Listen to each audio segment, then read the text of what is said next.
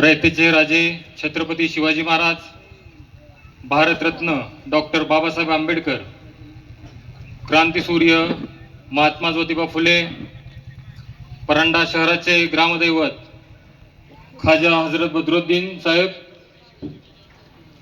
हिंदू हृदय सम्राट बाळासाहेबजी ठाकरे व त्यांच्याच तालमीत तयार झालेले तुम्हा आम्हा सर्वांचं लाडकं नेतृत्व स्वर्गीय कैलासवासी ज्ञानेश्वर तात्या पाटील, सर्वांना वंदन करतो। सन्माननीय व्यासपीठ व इथे उपस्थित सर्व मतदार बंधू आणि बांधवांनो, आज नगरपालिका निवडणुकीचा आज आपली पहिली कॉर्नर सभा स्वर्गीय कैलासवासी ज्ञानेश्वर तात्या व आपल्या सर्वांच्या आशीर्वादाने जनशक्ती नगर विकास आघाडी नगराध्यक्ष पदाचा अधिकृत उमेदवार म्हणून आज मी आपल्या समोर उभा आहे।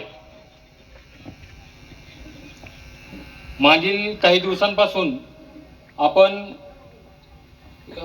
विकासासंदर्भात मोठमोठ्या गोष्टी ऐकलेल्या आहेत, मोठमोठे आकडे ऐकलेले आहेत, परंतु खरंच त्या पद्धतीचा विकास या शहरामध्ये झाला आहे का याचा कुठेतरी विचार करणं गरजेचं आहे आपण सर्वांनी। त्याचबरोबर आपल्या सर्वांना मला एक अजून विनंती आहे की आपण विचार करावा की आपल्या शहरातील रस्ते नीटनेटके आहेत का, आपल्या शहरातील गटरींची योग्य व्यवस्था आहे का, आपल्या शहरामध्ये जे शौचालय आहेत त्याची व्यवस्थित व्यवस्था आहेत का, याचा देखील कुठेतरी आपण सर्वांनी विचार करणं गरजेचं आहे। उलट विरोधकांनी जे मुंशी रोडला जे आपलं शौचालय बांधलंय, आज ते शौचालयच गायब झालेलं आहे। म्हणजे अशा पद्धतीचा विकास या शहरामध्ये चाललेला आहे।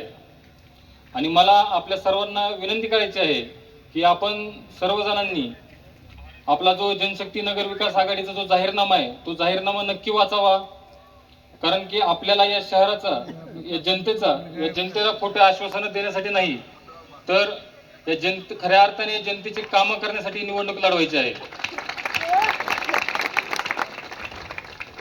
आणि मला या सभेच्या निमित्तानं आपल्या सर्वांना सांगायचंय की पाटील कुटुंबाचं व येथील जनतेचं, या परिसरातील जनतेचं एक जिव्हाळ्याचं व आपुलकीचं नातं राहिलेलं आहे।